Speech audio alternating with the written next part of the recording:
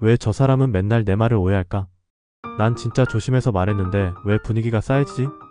혹시 여러분도 이런 상황 겪어보신 적 있나요? 기분 나쁘게 말한 것도 아닌데 왜 저 사람은 삐졌지? 좋은 말했는데 왜 저렇게 쌀쌀맞게 굴지? 그 이유 여러분의 말투에 있을 수도 있습니다.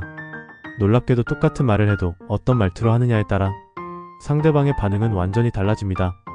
심지어 여러분이 진심을 다해도 잘못된 말투 하나로 오해가 생기고 관계가 어긋날 수 있어요. 근데 반대로 말투 하나만 바꿨는데도 사람들이 마음을 활짝 열고 그래 도와줄게 내 말이 맞아라고 반응하는 경우도 있습니다. 믿기 힘드시죠? 그런데 진짜입니다.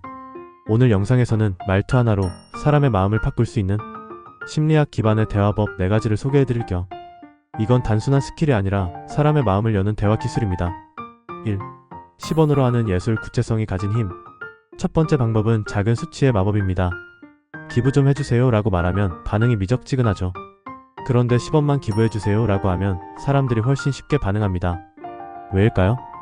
구체적인 숫자는 부담을 줄이고 실천을 더 쉽게 만들기 때문이에요.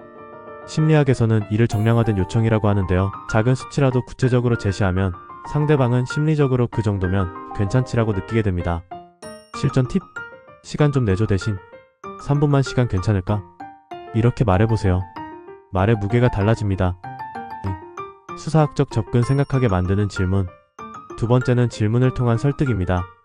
이건 이렇게 해야 돼 라고 말하는 순간 상대는 방어적인 태도를 취할 수 있어요. 대신 질문을 던져 스스로 생각하게 만드는 것이 효과적입니다.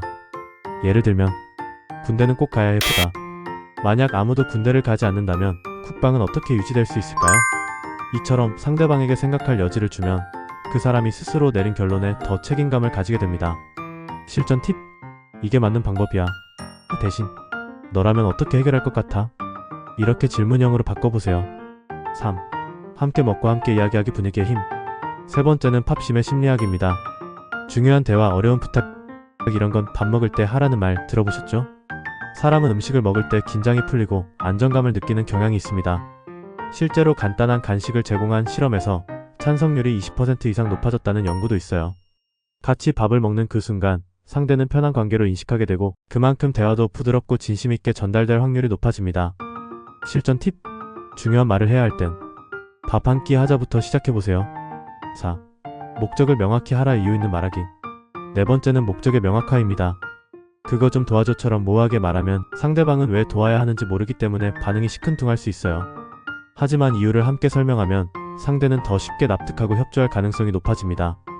예를 들어 이거 도와줄 수 있어? 보다 이거 도와주면 우리가 프로젝트 마감에 훨씬 가까워질 수 있어. 사람은 행동의 의미와 이유를 알 때 더 적극적으로 움직입니다. 실전 팁! 단순한 요청보단 이유와 함께 얻을 결과를 덧붙이세요. 오늘 소개한 4가지 방법 다시 한번 정리해볼게요. 10원으로 하는 예술 구체적인 숫자로 부담을 줄이기. 수사학적 접근 질문을 통해 상대방의 생각을 유도하기.